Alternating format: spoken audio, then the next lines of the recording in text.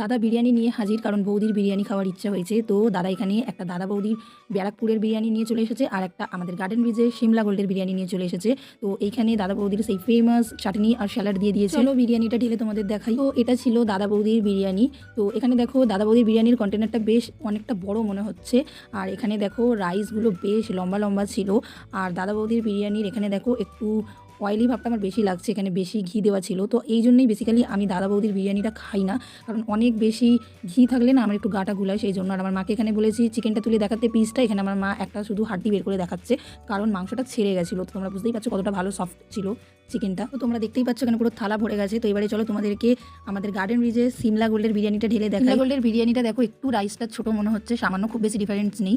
আর একটু ড্রাইনেসটা বেশি, খুব বেশি ঘি নেই। সিমলা গোল্ডের বিরিয়ানিতে ড্রাইনেসটা একটু বেশি, ঘিটা একটু কম বলেই আমার একটু বেশি ভালো লাগে খেতে। তো যারা আমাদের গার্ডেন ব্রিজে থাকো, তোমাদের কোন দোকানের বিরিয়ানি ভালো লাগে অবশ্যই কমেন্ট করে জানিও।